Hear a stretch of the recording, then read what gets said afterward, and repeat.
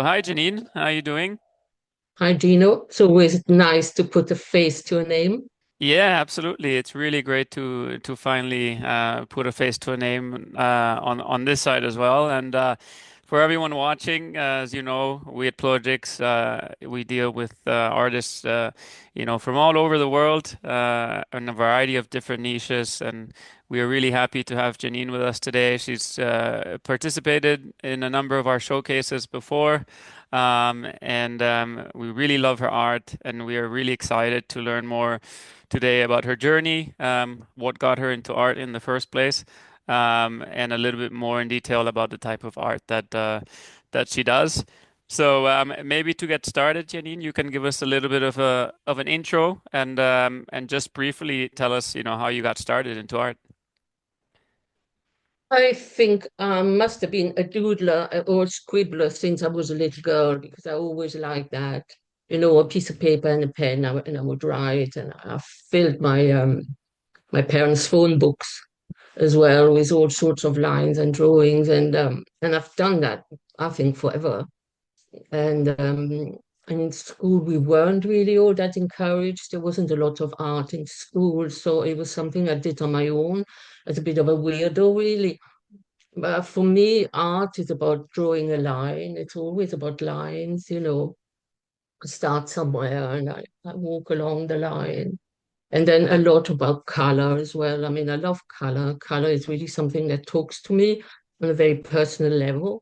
I get really sort of stimulated if I see color. And I mean, I wear my pink top today, and because it's very bright and it's very cheerful, and so I've got color all over the place, and I've got my art actually everywhere because I'm constantly re-evaluating what I've done and looking at it again. So as I say, it's always about drawing, about writing, because I do quite a lot of writing. I mean, you write a word, it's a bit like drawing a line. You see, you write a word, and it's similar to writing a line.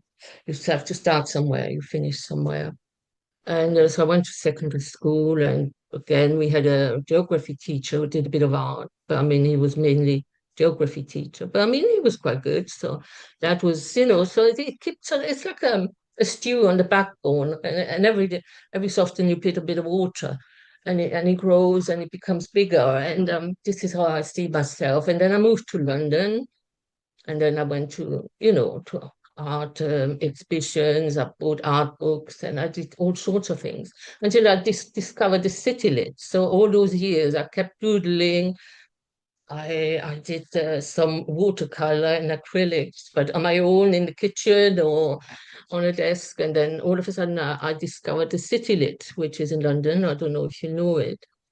And then they give you huge A1 paper, and there you go, do a still life. So that was something that really blew my mind because I'd never thought about using big papers. I had A4, I went to A3, but that was it. And then A1, that really sort of opened a completely new world for me. And so I kept drawing, I did a lot of still life for quite a long time. But again, there's this always needing a line, needing a starting point. So I observe whatever I try to draw, I observe until I find a way in. And then you find a way in and you go in your still life, you do your orange and then your banana, and then there's an apple somewhere and some strawberries, and then you have to do the pot. It's always this sort of drawing lines, like writing words. And this is how I see myself as an artist. There's this sort of always, I look at things and I always try to find lines where I can go in and have a look inside because I'm somebody who likes to know what's inside things. And So I'm you always mentioned asking, yeah, but why is it like that and not something else? there's a couple of things because there's a lot of things I want to get touch on, but one of the things that you mentioned pretty much since the get-go is lines. Is it for you? Obviously, you write as well, based on what you told me. Do you relate your art first of all to your writings, or vice versa, or? And this is quite good questions because this is something I'm only now starting thinking about it because I would go through phases where I did a lot of writing and then phases where I did a lot of art and then go back to writing. But I always see it. as I always saw it as two things, different things I did at different times of my life, depending on the time, depending on my ideas as well. Some things are better expressed in words, some things are better expressed in in a drawing or in a presentation. So it's always difficult. But I actually call my work an abstract with a title. For me, the title is always essential. So I draw something and then I drag it with me. Sometimes I think, okay, it's finished now, but it's only really finished once I've got a title. As long as it hasn't been named, it's not completely finished. So that's where the writing comes in. And of late, the last sort of couple of months, I've been thinking about actually the two of them are complementary as well. You know, how one stimulates the other. I write something and then it makes me draw about something as well. You know, it's always this thought process which is constantly stimulating each other, you know, the words stimulating the lines, stimulating the colors, and then vice versa. And and I write a lot and I draw a lot. When you write and draw, what exactly are you putting in words, or what kind of thoughts are coming One of the just to get an things, idea? I think it's the moment to talk about it. I've got a postgraduate in theology, Hmm. and that's the kind of things you study if you really need to think about the deepest why of life. You know, about the heaviness of life. Why are things the way they are? It's about making recording the small stories that make somebody's life. I think it's about that. It's about this everyday, the heaviness of the everyday, the boredom of the everyday. I think that's things that really stimulate me. And that's things I really try to put in my art or in my poems as well. So I write a lot about that. I write a lot about being bored, about being sad, about being, it's sort of really a dialogue from one to the other. So it's a little bit conveying kind of your feelings at the present moment, if There's I some of understand that, correctly. yes, as well. And then there is, I only just recently discovered podcasts, and I found that very stimulating. I mean, because I love silence. If I draw something or even if I write, a lot of people have a radio or music in the background. I can't do that. And all of a sudden, I listen to podcasts, and it's like a background noise. And all of a sudden, there's an idea coming which somebody talks about, and I say, "Oh, that's really interesting." And then I write it down, make a note, and then it might just stay as a note, or it might turn into something bigger. But I think this is another part of a dialogue. Is this sort of podcast, which all of What a kind sudden, of podcasts do you listen to? And are you oh, inspired by these just about podcasts? anything political, social. Yeah. Sort of, this is where I go back to the theology as well, to understanding about life and what's happening. And so it's really about the freedom to be alive as well. I think that's really important for me, is that freedom to just be myself. I think that's something I've fought against and for a long time, to be my own person. And that's something I like to express about art as well. I When you think it's okay to be who you are with all with all your failures and with all your mistakes and with all the horrors that happen to you, and every so often something really good happens to you. Yeah, And this is where that dialogue and thinking about life and thinking about the worth of each other, of each person. it sounds to That's me where like there's a lot of your experiences going into art, and it seems like you've had maybe you can correct me if I'm wrong, but you've had like a life where you've maybe learned so many different things, and you used kind of the art to just regroup, and transmit a lot of the things that maybe you've learned into canvas. You mentioned always since the get-go that lines are key, and you speak through lines. Do you start most of your artworks by drawing lines, and then you kind of just add colors as you go along, it, or? it depends what stimulates me. Sometimes Sometimes it's just the color, and I throw paint on the canvas, and I look way forward, and I play with it. Sometimes it's a line. I mean, a funny thing happened a little while ago. I was working with watercolor ink, Hmm. and you drip it down the page. And actually, one was so fast, it dripped on to the other canvas, Hmm. to the empty canvas. And I saw it and I thought, oh, there's a bit of blue ink on that canvas. And then that's it. I wasn't thinking about it for a few days. And then one day I said to myself, you really have to do something with that blue line and not just ignore that canvas. And then I started yesterday doing try to do something with the blue line, and I really don't like it at this stage. But then in parallel, I started something else, which something another. There we go back to dialogue. I've got two easels, and I really like easel work because it's the whole body work as well. You really have to put yourself into your easel. You have to work from one thing to the other. So again, this is about dialogue. This is about talking from one thing to the other. So I've got, and I work like that. And sometimes I think something is finished, and then I say, oh no, I need to add a bit of yellow. Yeah, that I was add my a a bit bit of of my yellow. next question. Do you And I do put, you do you usually finish the artworks once you start? Because there's all kinds of artists that say, oh, no, I once I start my art, I finish it, never really or the finished. way or the ones, they take as good as in sometimes even 10 minutes to make a state of the artwork. Otherwise, some others six Yeah. months to a year. So, I mean, how is it for you? Do Yeah, you to have to many, many pause years. and I keep mean, I've got adding? a couple like in the back there, which I started about 12, 15 years ago. So I've got about three or four of them where, I mean, it nearly works, but it still doesn't work enough for me to be happy with it. So every so often I bring it out and say, it's something not right, but I still don't know what it is. And then it goes back in Yeah. the cupboard till next time. I sort of have nothing much to do, and I think, oh, let's bring this one out again.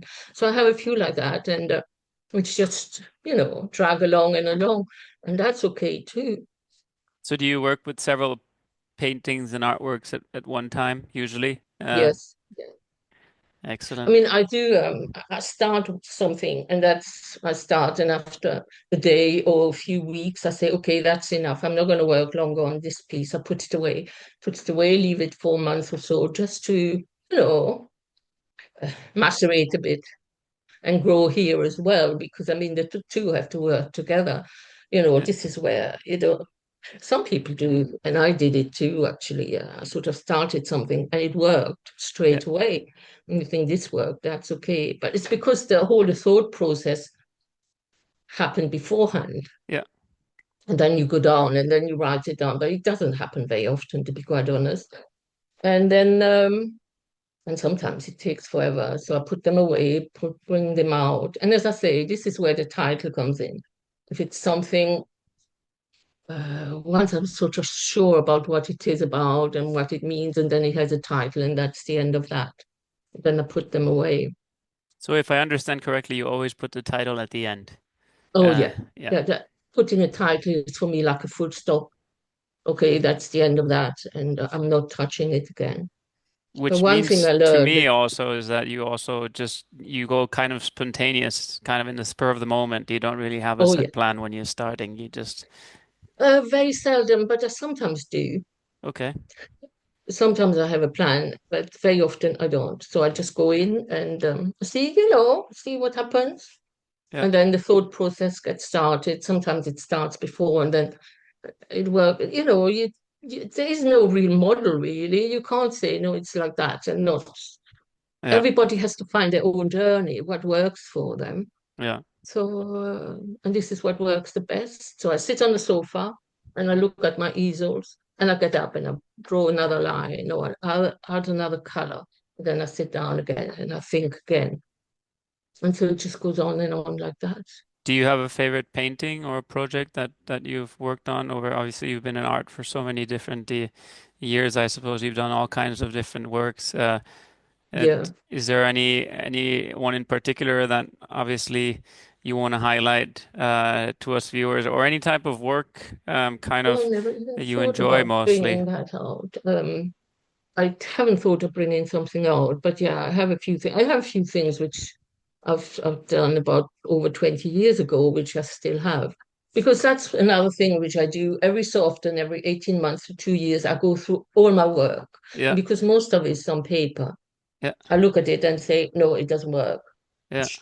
So I rip quite a lot of stuff up because You I mean, rip you them. don't, Okay. oh yeah, put it in the Wow. bin.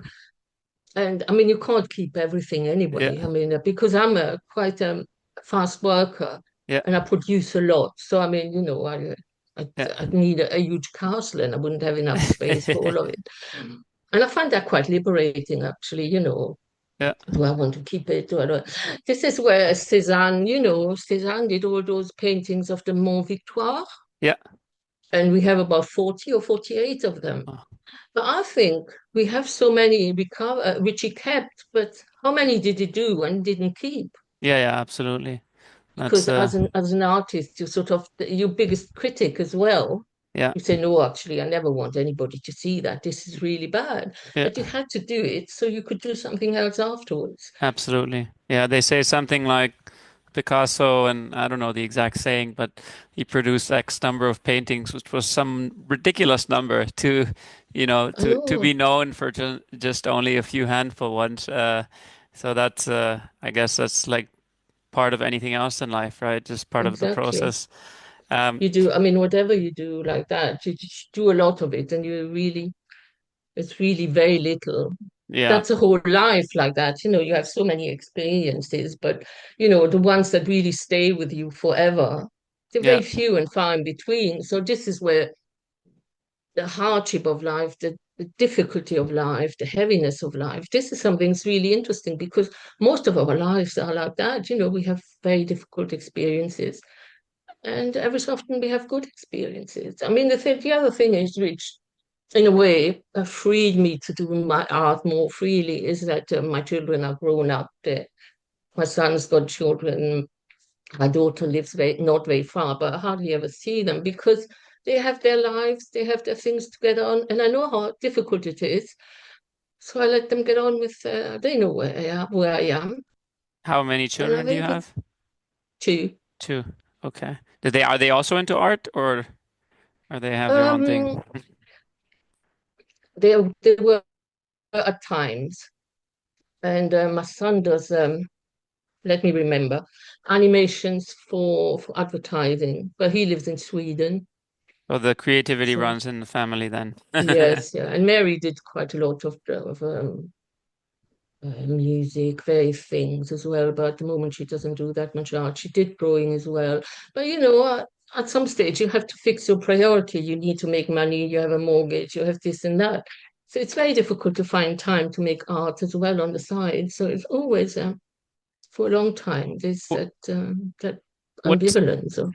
What's the most challenging thing for you to in terms of art? I mean, obviously you've talked about the hardships and all the Mhm. different things that you learned in life, and which I suppose you put a lot of that into canvas. Um, is it challenging for you more in terms of just the creativity of art itself, or actually conveying all these different feelings and emotions into canvas? I think once, as long as I'm in the process of creating, I don't think about all that. It's only afterwards when I look at it again, this is where I think, oh, this is what this is about.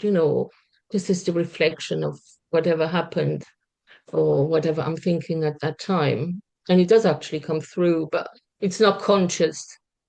I don't notice it whilst I'm doing it. I'm thinking about Malevich, the white on white paintings he did. Yeah. And that was something that really blew my mind when I first saw them. I said, how could he go from, doing really quite kind of very standard stuff, and all of a sudden he sort of says, okay, no, I do that, I change it to that. I think that's really so fascinating. This You've this mentioned process. several names already. Were you, obviously you've been doing art, for a very, very long time based on what you're telling me. Um, was there any particular artist that inspired you from the get-go or even now so? Uh, Um, I think it's more the work I'm interested. I mean, Van Gogh's sunflowers. I mean, you can't walk past them. You have all through life, we look at paintings, and some of them talk to us. It's a bit like listening to music. Some things it's fantastic, and other things it's just not that. It just doesn't talk to you. And with art as well. So I mean, I like Kandinsky as well, his paintings, and I like artists I met along the way, people who inspired me, and others who don't inspire me so much. I mean, when I was when the show was in London, I went twice to see it, and I was so impressed by some of the work. It was absolutely fascinating, and especially the colorists. You have quite a few colorists, and so I came home and I did quite a lot of color work again after that, just plain color work because I thought it was so inspiring. And then I went again just because I was so inspired. Is there any And specific colors, Janine, that you use in most of your work, or is it always um, varied? for a long time, I had a blue period. Yeah. Then I had a yellow period. Now it's more like green and red Yeah. with some yellow, but that's about it. So I mean, I end up with empty tubes of some painting, of some paint, acrylics. I use the acrylics a lot. I use watercolor, and I use oil sticks, oil pastels as well, quite a lot. Do you And use them all at the same time, or do you have different oh paintings that are yeah, yeah, solely? yeah. I, Yeah. I usually do make mixed media on the Okay. same Yeah. on the same page. And you mentioned you obviously you start before and then you give kind of the meaning of the painting afterward, which is quite interesting, by the way, because a lot of the artists that I talk to, it's the other way around. It's really varied. But I think a lot of your approach is more unique than most of the artists that I talk to. You have a very, I guess, call it unique approach to putting art on canvas. I must say. Um, in terms of everything, is there kind of a unique message that you hope to convey to most of the people that are viewing your art, or does every artwork kind of sprout a different meaning altogether? And do you put a storyline behind every artwork, or is it pretty much just the name that you think about? Because you know how Yeah, sometimes you see things in museum, and you're looking at an art piece before you're reading what's it about. You have all these things in your head, then you read about it, yeah. and then you're like, oh my goodness, this is totally, completely different than what I was thinking. From what I saw initially. Whole storyline. Is it, how Yeah, is it's it for all you? storylines. Yeah. Again, it depends on the painting, but I seldom start with a title and then do something because I think that would be way too restrictive. Poetry is the same, where very often I use the first line as a title when I write a poem. Painting is the same. It's a lot about, or I start with a sort of vague outline in my mind, and then I color it in on the paper without drawing the outline. So I do that as well, and a lot of it's very spontaneous. But I'm really glad you say I have a very unique style. I noticed that from the get-go. In primary school, they make us cut out some things which we were supposed to glue on a piece of paper. And I was never good at cutting out, and I still can't cut out in a straight line or in a circular line. I still can't do that. That's too much for me. And then we used to get in school those papers where we had to color in, and I hated those. So what I would do my own drawing first, then color that in, but not the drawing I was supposed to color in. So as punishment, I had to do silent reading. So in school, I did a lot of silent reading, and I think that's really great because it helped me a lot. I think So not I just did unique style. I think it's like your whole approach, to be fair. It's the it's whole it's approach. Yeah. it's really, I mean, you're telling me you do things in silent or you listen to podcasts. Where I'm here, I mean, I've heard artists that literally listen to Metallica in the background, and Oh, what's interesting is sometimes you have artists like listening to hard rock in the background, but then you look at their painting, you look like, how was he what? listening to hard rock in the background? That's just unbelievable. So it's really interesting how, not just what comes out on the canvas, but how the approach, I would just say, the approach and the process of how people things put in the canvas. I have to say, I would really love, and I would think it would be incredibly unique if you combine more your poetry with your art, because I think that as a viewer and for people, like if I were to look at your painting and after I would see the name with it and then kind of a poem that is linked to that painting, for me, I think that would be something, and based on, most of the collectors and most of the artists that I know, and the art enthusiasts, that would be something that, it has a lot more meaning. And part of the reason why I love doing these interviews is because, we have such great artworks and such great artists, but when people really know more their story and know their approach and know kind of the art that they do and the meaning behind it, it makes it a heck of a lot more interesting, So a Mm. piece that they could have just seen and said, oh, well, now that piece, it has a lot more meaning, and that's part of, the process and obviously what we're trying to convey. I wanted to ask you two more key questions. One is it relates a little bit to Plogix to a certain extent, obviously, because we promote so many artists from all over the world, but we do it in a way that's a little bit more unique with the whole digitalized, screens outdoors. There's now all sorts of installations everywhere. You also have social media, which is obviously a key component in the art field. Whether you're scrolling through Instagram, YouTube, or TikTok, I'll see all these kinds of not just pieces, but now you can actually see the process of art being created.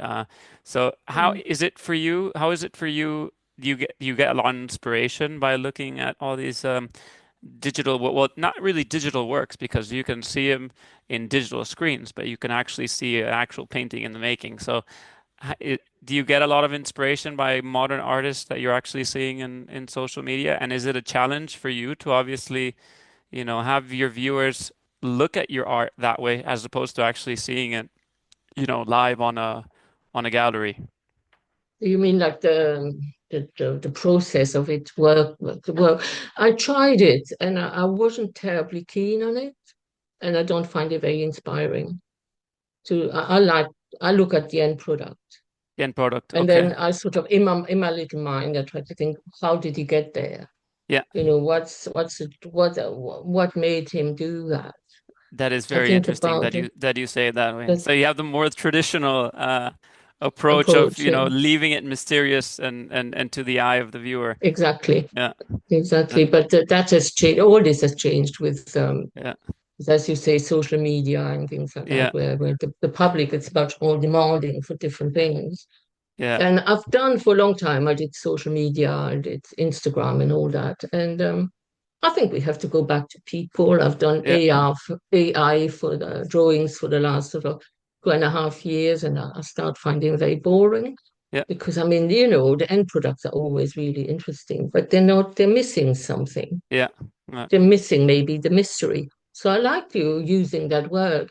And I think that's important as well, to keep that distance between the work and, do we need to know? I don't Yeah. know.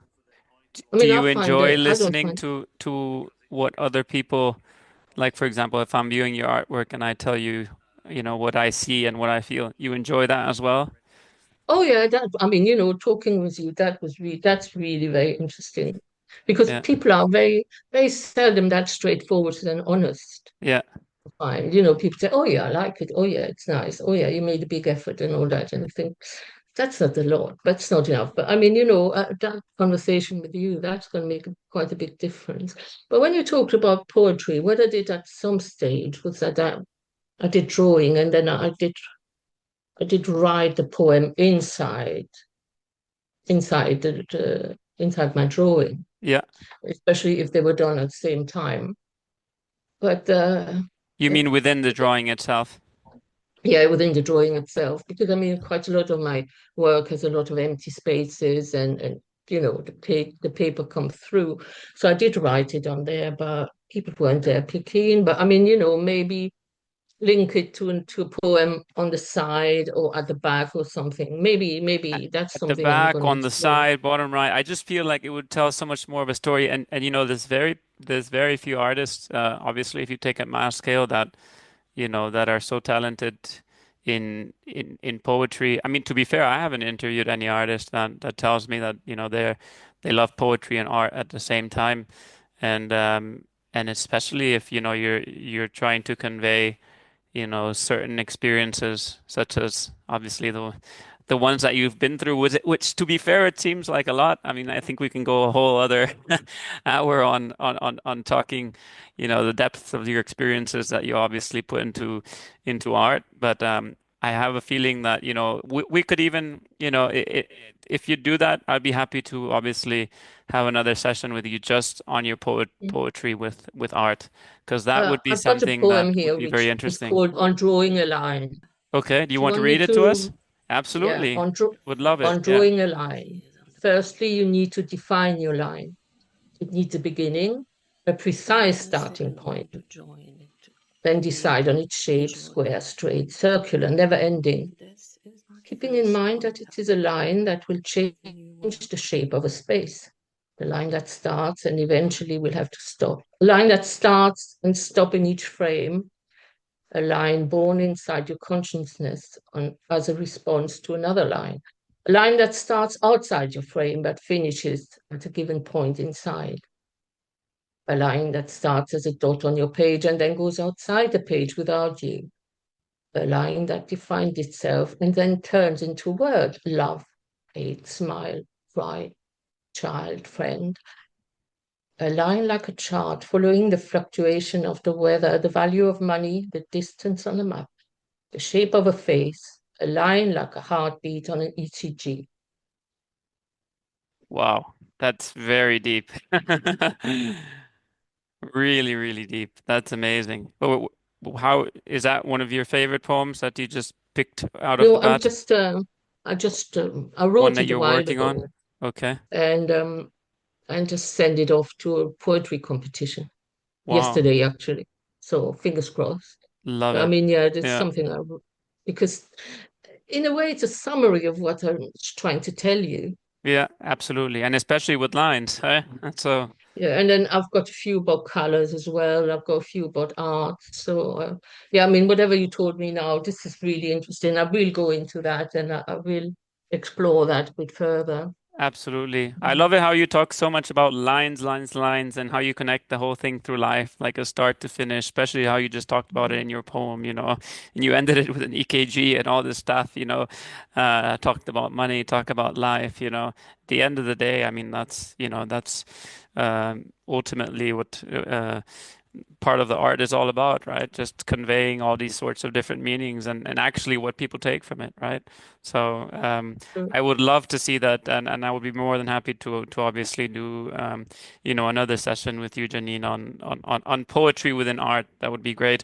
Um, just to finalize a little bit for those watching, and if they're interested, obviously in your works, aside from Plogix, obviously, as you know, we're obviously sector. We're completely agnostic, so we don't exclude the artist just to solely showcase on Plogix. Do you have any particular websites or any other places where our viewers can find most of your works, and also any other exhibitions that you may have coming up either now or in the near future? I mean, my Instagram accounts are still open. I still got three Instagrams account, but I took a break about just over 2 years ago, and I never managed to get Hmm. back in again because maybe the break was too long. I think I stopped for about 3 months, and now and since then I haven't been able to get in. But it's still there. If you look under my name, you should still find them. But there's not a way. It's not a way to contact me actually. But Do you have a website or not yet. But I'm looking into creating a website. and most of your works right now are you working with any particular physical galleries at the moment, or is it? No, no, not at all. Just with you. It sounds like you have a lot of collection in your place. So it would Yeah. be interesting to have another a session actually and just kind of see, you know, a lot of, I don't know why I get the feeling that you have a lot of works from all the kind Yeah, of but I can show you when we years. finished. Yeah, I'll show absolutely. you. That would be interesting. Excellent. It's been really, really interesting, learning about your journey, learning about your approach, which I would say it's one of the most unique ones I have learned about because it's very different, and particularly from artists nowadays, younger, I would say, um, freshly starting artists. They just have a completely different approach. I wouldn't necessarily say backwards, but just totally different in terms of everything that we've talked about. Like the likes of just keeping everything mysterious and as opposed to looking at the process. Just leaving everything up to the viewer and at the end result, which I find really interesting that you obviously mentioned that. So, um, really, really great, Janine. And I look definitely forward to obviously learning more about your poetry again because I think that's a really a talent that you have and a beautiful poem that you shared with us today. And yeah, looking forward to obviously working with you and having you in more of our showcases to come. I'm really looking forward to them, actually. Thank you. Thank you very Yeah. much, Janine. Have a good one. Thank Yeah. you. Yeah. Yeah. You too. Thank you. Thank you. Subscribe to our YouTube channel and follow us on Instagram to support our artists.